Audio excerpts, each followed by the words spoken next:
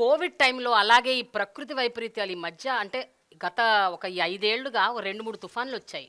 చాలా పెద్ద పెద్ద తుఫాన్లు. కొంతమంది ఆ తుఫాన్ ప్రాంతాలకు చెందిన వాళ్ళు కూడా ఉండుంటారు ఇక్కడ వాలంటీర్లలో. ఈ ప్రకృతి వైపరీత్యాలొచ్చినప్పుడు మీరు ఎలాంటి సేవలందించారండి? అంటే ఒక పక్కన గాలి, వాన, వరద, నీరు వీటన్నిటిని అధిగమించి మీరు ఇంటింటికెళ్ళి వాళ్ళకి సేవలన్నది ఎట్లా అందజేశారు? How was it possible? నా పేరు శాంతకుమారి. నేను బాపట్ల జిల్లా నుంచి వచ్చాను మేడం. మాది సూర్యలంక సముద్ర తీరం మేడం. నేను నా తోటి వాలంటీరు ఇంకో ఆమె మేమందరం కలిసి 2 డేస్ మేడం ఎవరైతే షెల్టర్ ఉంది, తుఫాన్ షెల్టర్ ఉండేది, తుఫాన్ షెల్టర్లో పెట్టేసాం మేడం. తుఫాన్ దాటికి ఈ ప్రజలందరినీ తుఫాన్ షెల్టర్లో పెట్టేసి వాళ్ళకి నిత్యావసరాలు మా ఎమ్మెల్యే గారి సహకారంతో, కోన రఘుపతి గారి సహకారంతో వాళ్ళకి మంచి సేవ చేయడం. అదేవిధంగా సీఎం జగన్ గారు ఏం చెప్పారంటే 72 గంటలు ఏ ప్రాబ్లం అయినా సాల్వ్ అవ్వాలి. అది ఈ సచివాలయ వ్యవస్థ వచ్చిన తర్వాత తీసుకున్న మొదటిది అనమాట.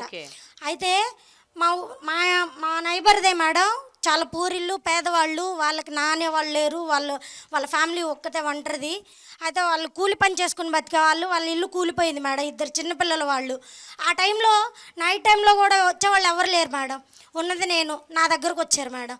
ఇట్లా మా పరిస్థితి ఇలా ఉంది అన్నప్పుడు వాళ్ళకి చెప్పాను, మీకేం ఇబ్బంది లేదు, మీది పడిపోయిన దానికి మన జగనన్న తోడుగా ఉన్నాడు.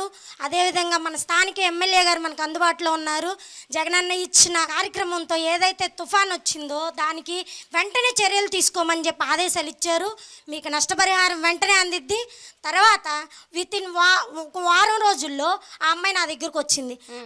అక్క, నువ్వు సాయం చేసావు కాబట్టి నా అకౌంట్లో డబ్బులు పడినాయి అక్క.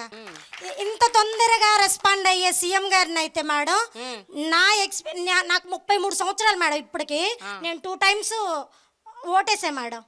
ఇంతవరకు ఒకప్పుడు రాజన్నను చూశాను మేడం. పేదల పాలిట పెన్నిది రాజన్నను చూశాను.